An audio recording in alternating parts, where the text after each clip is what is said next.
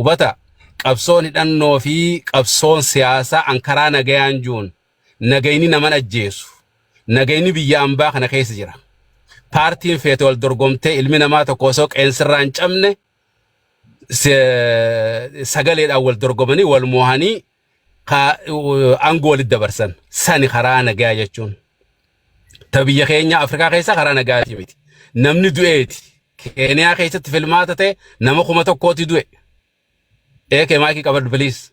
Nama 1,000 du'e. Biyya hunda keessatti akkas namitti gaafa laafatama.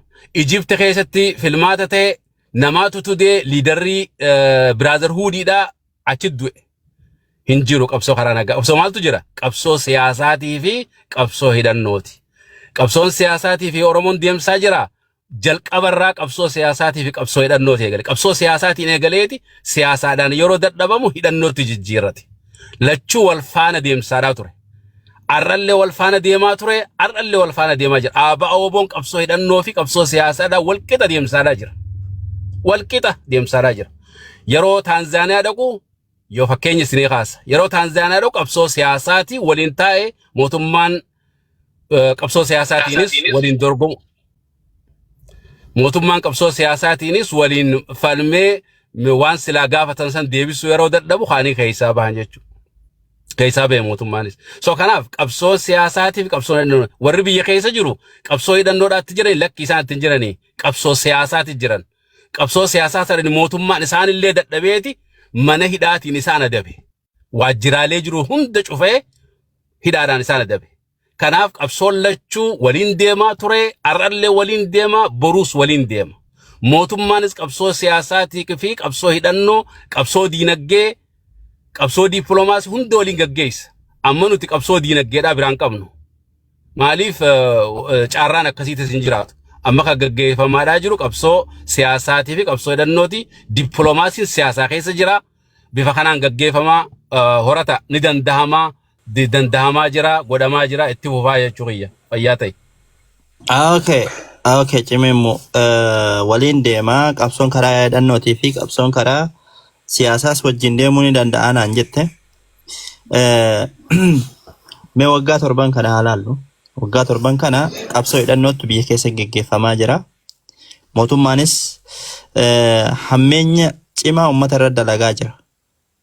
Hawaasni gadi bahee maaliif guyyama takka Wallagga keessatti yeroo akkasitti uummanni dhumu san gadi bahee guyyama takka maaliif namni 5 bakka takka wal gahee hiriira hin bahin waan kana balaaleffachuuf. Okay. Hoggansi hoggaa yeroo hiriira bahanii hoggansaan nama baasa. Hoggansa jaarmayaa jechuudha. Yoo yaadattan bara wayyaaneedhaa maqaa KFO jalatti hiriirri maqaa KFOtiin hayyamni baafatamee bahamaadhaa ture. Yeroo baay'ee hoggansa siyaasaatu hoggansa jaarma siyaasaa ka biyya keessa jiruutu hayyama baafatee hayyamaan hiriirri seeraa jira. Heera biyyaatu jira. Hiriira akkanuma lafaa kaateen baatu. Assembili akkanumatti hin gootu. Hayyama fudhatteeti hayyamni seeqannamee goota. Biyyuma hunda keessatti jechuudha. Biyya jiru kana keessatti. Iddoo hidhannoon jirutti hayyama san mootummaan ni kenna. Bakka waraana jirutti hiriirri maaliif barbaachisitu? Kanaaf waliin deemaa jiru jechuudha. Bakka waraana jirutti hiriirri maal barbaachisa baleeso? Hidhannoodhaan oofaa jirta. Egaa hubata bakka waraanni jirutti hidhannoodhaan oofaa jirta. Maaliif hiriirri barbaachisa? Qabsoo siyaasaa jechuun hiriirri qabsoo siyaasaa irraa takka. Eegale hoogganaan hiriira sanitti uummata waamuu qabsoo siyaasaa irraa takka. Kanaafuu qabsoon siyaasaa fudhatama hin qabdu. Reefu fudhatama qabdi jechaa jirta. Fudhatama hin jenne baleessu wanni ati haasawaa jirtu waliin ni deemaa. Fedhu haa fudhatu mootummaan atti hayyamu baatu. Hin hayyamne hidhaan hidhee jira. Laamni hidhaan hidhee hidhaa keessaa baasuu dadhabee jira. Waajjiraalee cufee jira. Waajjiraan bakka hin jirretti sochiin bakka hin jirretti wanni ati jettuu fi hubataan jiru adda. Hubata gaafii teetaa maayyiidhaa. Bakka qabsoon hidhannoodhaa deemutti karaa nagayaatiin waan hiriiraan oofuu hin dandeessu. Kilaash wal godha. Mootummaan isa san sababsateeti. Waliin hin deemu yaa. Na deebisteerta amma. Dura waliin deemaa jechaa turte amma na deebiste kuno. Waliin hin deemudha tootaal. Kilaash Okay, wal godhe. gaafii no waliin deema siyaasaa siin galin egaa hiriira bahuu siyaasa hiriira bahuu qofaa qabsoon siyaasaa dhabbaleeso karaa nagaa jiru kun hiriira bahuu qofaa miti bar hiriira bahuu qofaa miti hiriirri Achi keessa jira gaa. Hiriira bahuunis achi keessa jira. keessa jira malee keessa jira protestiin wanni kanaa kun hiriira bahuun keessa jira qaama san keessaa tokko malee isaa miti guutuu miti walii obboleesso. gaafii uummanni gabbahee gaafii mirgaa gaafachuun qabsoo siyaasaa irraa takka. Ani kasi gaafadhu ka biraa gaafiin ani qabu. Bara amma wayyaanee kana hayyama hiriira bahuu kaafaa mootummaa gaafatee akkasitti hayyamni kennamee akka bahan hin taane sanillee hin garree bara wayyaanee keessa namni kireeditii guddatti kennuu fi tarsiimoon bara wayyaanee isaan wayyaanee kuffiste an jawariif kireeditii kenna dhibbaan dhibbatti akka nama tarsiimoo san qindeessee hawaasa tokkoomsee jara san geggeessetti isatti hin beeka. Gaafiin ani qabu qabsoon karaa nagaa ammaatii fi kunis ka waliin deemaa qabsoo siyaasaatii fi kunis waliin deema jettu. Qabsoon jawwar qabsoo siyaasaati. Kophatti tan mararaa qabsoo siyaasaati kophatti tan daawud qabsoo siyaasaati kophatti tamarroo qabsoo hidhannooti afran kuni karaa deemuun hawaasa kanarratti wareegama dabalamu umrii ummanni ku hawaasni kun dhumuutti dheeressamu yoo afran kun bakka tokkotti gaaddisa tokko jalatti deebi'an wareegamni xiqqaatee poointii barbaadamu bira irra gahama mee akkamitti kana laalta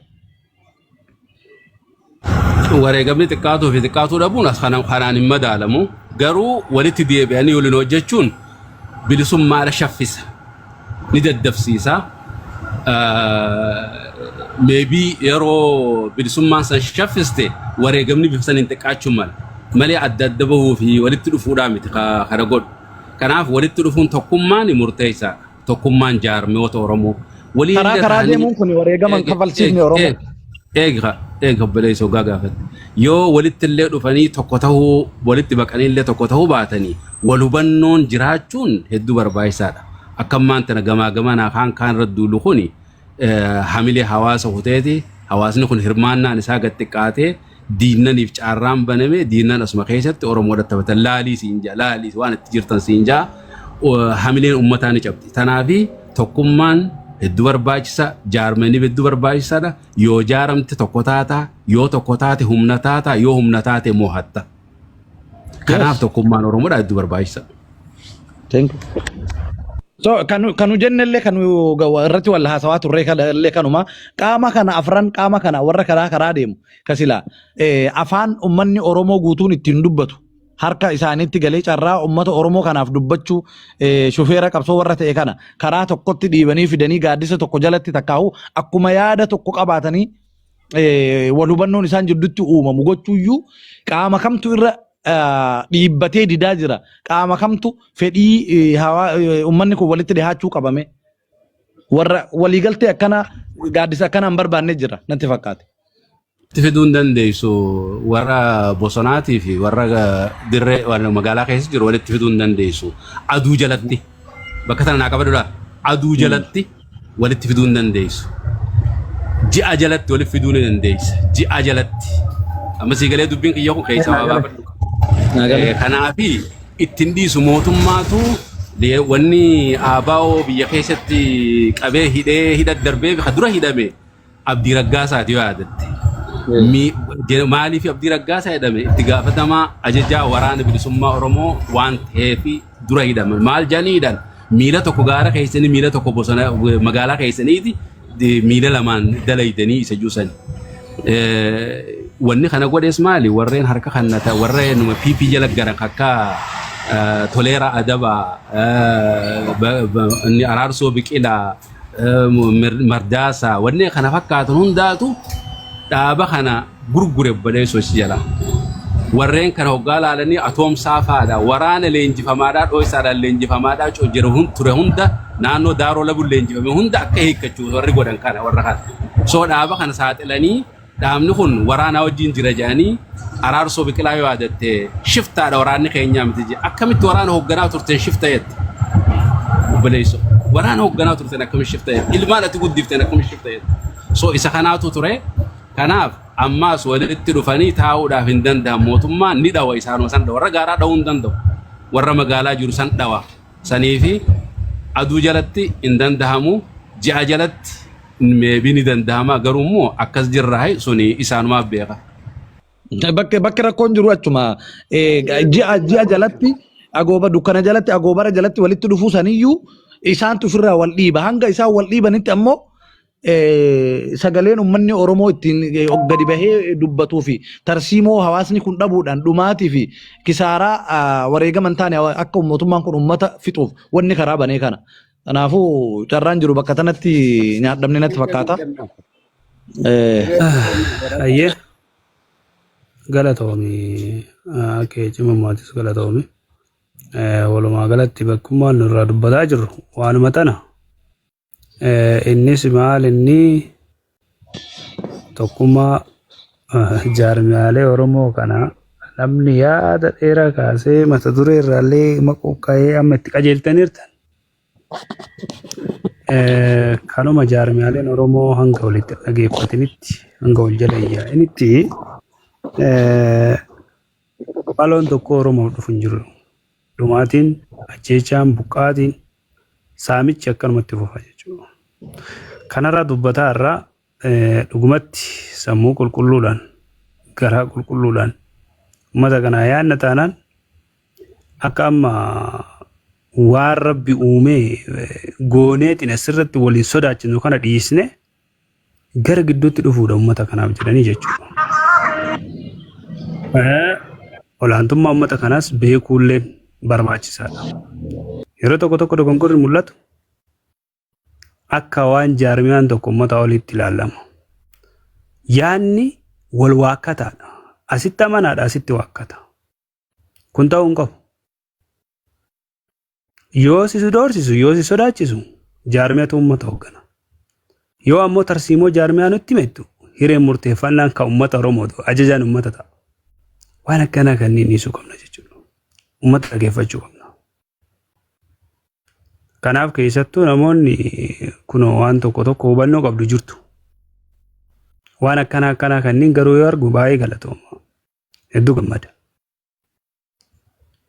Garuu ijoollee homaan beeyne asirratti yaafne ta uummata Oromoo dhiiga lafatti jigaaru kana dhiistee waan biroo asirraa haasoftee wal arrabsaa ooltu dura dhaabbachuu fi martuu mana qaba waan ta'eef mana ofii san keessa gorfatee gara tokkummaa jaarmiyaalee Oromoo kanatti fiduu qaban jedha.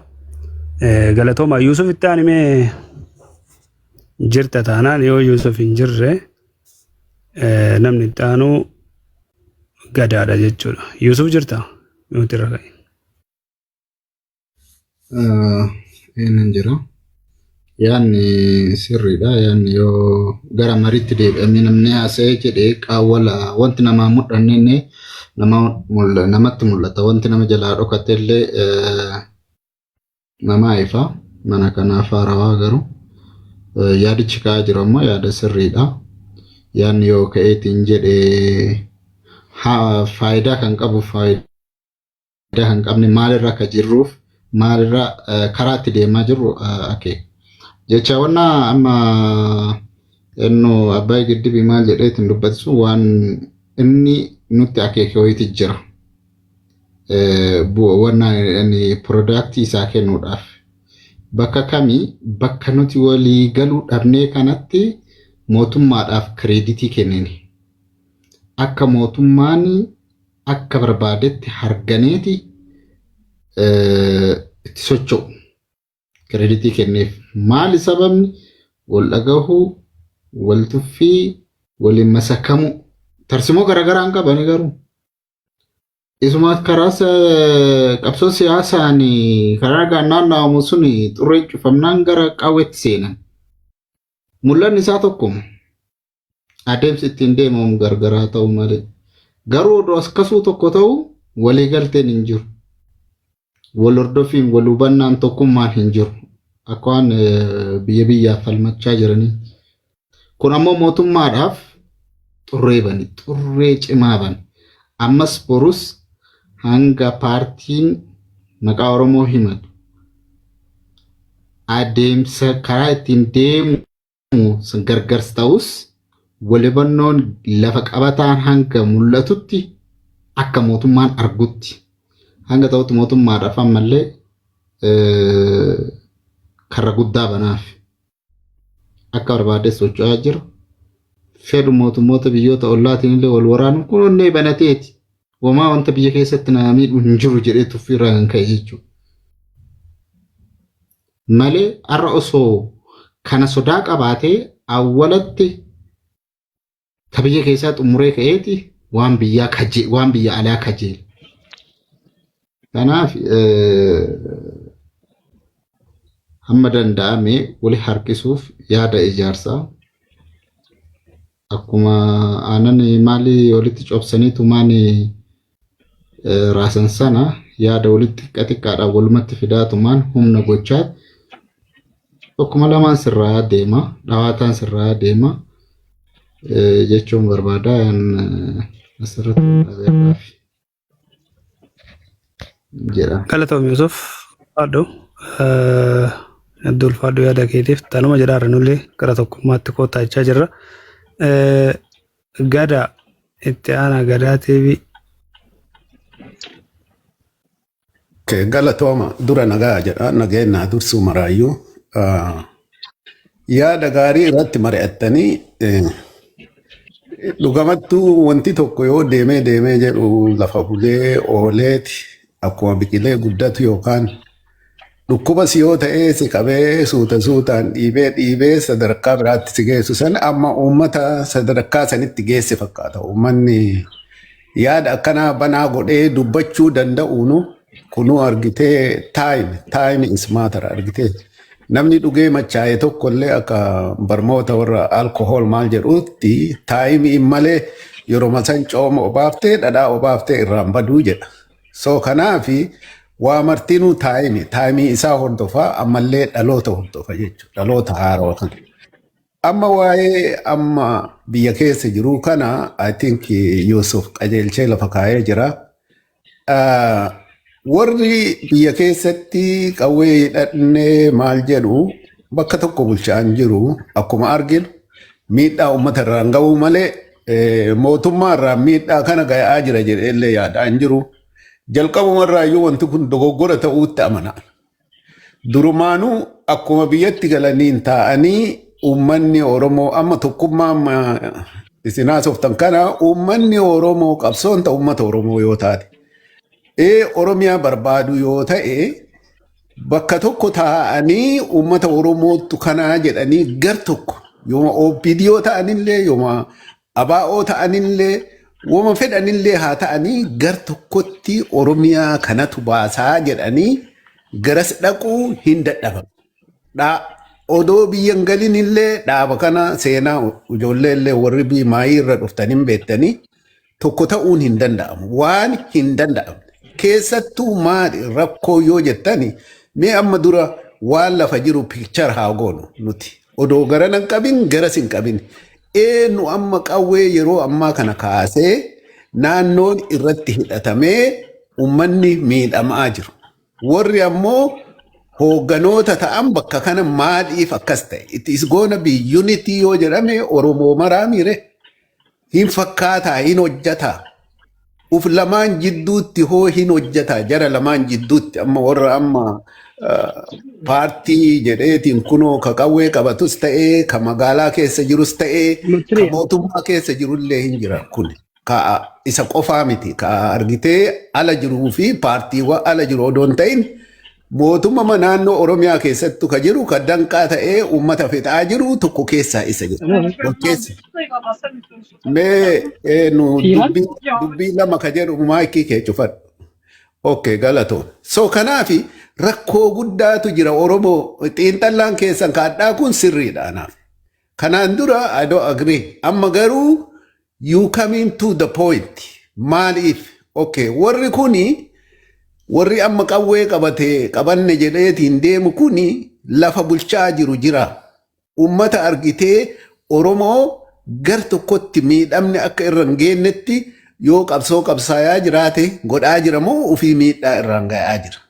Miidhaa irra ga'uusanii hoo eenyu itti gaafatamu mootummaa.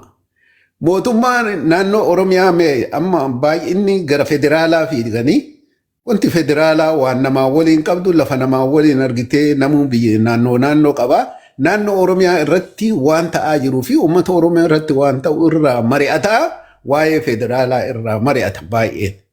Kanaaf yuunitiin kun eessatti dhufamee ati akka mana amantiititti illee waliin taa'anii waaqa tokkocha ka isaan uume hin beekneeyyuu kaaba Ameerikaatti waliin mari'achuu taa'anii waaqa tokko kadhachuu hin dandeenye waa'ee. Dura laalaa soosaayitiin tokko waan badeetu jira. Amala badeetu soosaayitii keessa yoo seenu akkana ta'a. Kanaaf senteriin kun eessaa dhufa? Mootummaa keessallee warri jiru jira. Dhumiitii uummata kanaa ajjechaa fi yakka ta'uu fi mee rispoond mee mootummaa fudhannu. Okay, Shimallis bulchaa poolis komishiinar illee eenyu akka ta'e hin beekna. Maaliif uummanni kun yoo miidhamu naannoo san dhaqanii nagaa buusuun dadhabame sitti fakkaata? Uummata Oromoo kana keessatti dhaqanii nagaa buusanii akka wanti yakki irratti hin dalamne akka uummanni hin miidhamne gochuu hin dadhaba isin fakkaata? No. Waan warra amma paartii isin jettan ka alaa kanaa fi achi keessa jiru wali hidhateetu uummata miidhaa jira. Akkamitti laayinii san kutamee mootummaan akka mootummaa naannoo Oromiyaatti uummata bakka bu'ee jedhu pirezidaantii an ka jedhu poolis komishiinara ka an jedhu ka argitee caffee bakka buunee achi teeteenna warri jedhanii uummata kanaa yaadaniiti bakka bulchan aanaa wal bulchuu Oromoon sababaan hin dandeenyeef yoo dhaabaallee akka dhaabaatti walii hoogganamee waliin deemuu sababaan hin dandeenye rakkoolee jiru dhiisanii bileemii fi yookaa daawidii yookaa ebaluu fi yookaa shimallisii yookaa abiyyi akkasii miti dubbiin.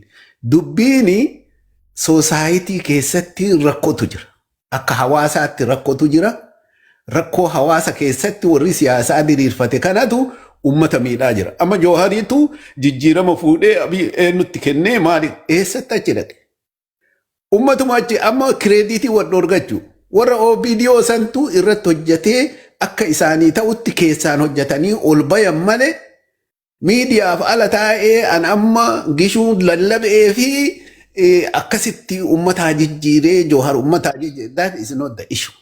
Issuun sanii miti. Waa ijaaraman sorry. Okay, waan nama haasa'uu fi miti. As example, wrong society kan jedhan. Maybe namni kan keessirraan dooneef kanaaf afaa ga'ee badhattee haasa'u jirtu. Arraba maaltu fideree? Okay. Sitti dhagamu maybe namni kan kee bakka rogaa tokko jira. Faamilii kan keessa nu ammootu miti kan Oromiyaa ilma namaatiif nutti dhaga'ama. Okay, sitti dhagamu galatoomii afaan keetiif gaariitiin uummata ajjeesaa deemu mootummaan akka abaawoon ajjeesaa irratti akka'utti jira. Dhiifama guddaa akka ati amantu kanaaf waliigaluu dadhabnee pooyintiin guddaan an amma jedhu kanuma. Maafiyaa wajjin waliigaluun isaa danda'ama. Fayyaa ta'e ulfaadhu galatoomi nagaan naaf tura. Maafiyaa wajjin akkamitti maafiyaa wajjin waliigalamuun hin danda'amu bara. Nama sammuun isaa akka dhala namaatitti yaadu wajjin yoo haasofne waliigaluu dandeenya. Sanii achi nama ajjeesa maafiyaa garee maafiyaa hayyootaa fi nama sammuu qabuu fi dargaggeessa dhaloota lafaa dhufu fixaadde akka deemu qajeelfamni mootummaarraa itti kennameeti. Hagandaatitti fixaa akka deeman karoorfamee walaa sheekii walaa qeesii jedhameeti walaa barata maarreen hin jirre keessatti arra quba warra bosonaatti qabuuf yaalu jechuun anaaf fudhatamu akka fakkeenyaaf an warra bosonaa deeggaruu dhabuu danda'a garuu dhiibamaniiti achi seenan. Gaafa dhiibamtee bakka tokko deemte atis ulee wayiin kaafatta hamma duututti ofirraa deebisuudha. Dhugaan maajoriitii jiru nageenya baqateeti xurree nageenya balbala cufatee kan taa'ee ulee filatee qawwee filatee taa'aa jiru mootummaadha. Filannoo isaa akkuma bara wayyaaneen waliigaluu dhabde jeneraalota waliigaluu dhabdeetni qabsoon tuni akka mootummaan kun dhufu taasifame. Warri du'an akka abbaa Isaayee kun faati jeneraalonni qawween bulchinaa ani murteeffatan karoora san. Kitaabni inni ittiin bulchaa jiru amma yeroo dadhabne biyya qawween bulchinaa documentii mallasii sana inni apply nurra godhaa jiran qajeelun kun documentii mallasiiti biyya nagaan bulchina hiyyaalla yoo dadhabde waraanaan bulchinaa karoora isaanii isa sana direct apply godheeti amma garee maafiyaa ijaareet biyya kana garan malletti geessu jiru kana ammoo warri faarsee bulaan xorosho garaa guuttateetiin birritti kennameeti akka barbaade kunoo onne guuttatee haasa ilma namaatti dhagaamnu jiran osoo social media irra oolee argu yoo battalallee dhaquu baate sammuun ilma namaa kun maal ta'ee maalumaa rifachuu dhabe dhala namaa kanaaf maaf lubbuun namaa ilma namaa kun baala itti fakkaachuu diti baalaayyuu barbee baala biqiltuu garii bar yoo cabdee buute garaa nama nyaatti ilmi namaa biqiltuu hanqate ijoolleen kichuu fakkaatan maal fakkaatan yoo akkasitti rasaasa waddamaa raasaa bu'an yaa aboo qalbii rabbi uummata keenya kanaa haa kennu uummatuma akkamirraa akka dhalannee of shakkin kanuma hunda kennumatu badii kana hunda ta'emoo maal akka ta'e annaaf hin galu afaan jarana qurxii nyaataa onnee banatee akka qurxii nyaatu sani haasaa bar I'm sorry. Kala itani. Akam wata. Nagaa laali emoshiniin ta'inaati wanni siyaasa social media kanarraa haasa'u jirra. Emotion taatanii waliin jechuun sirrii miti waan san wayyeeffadha.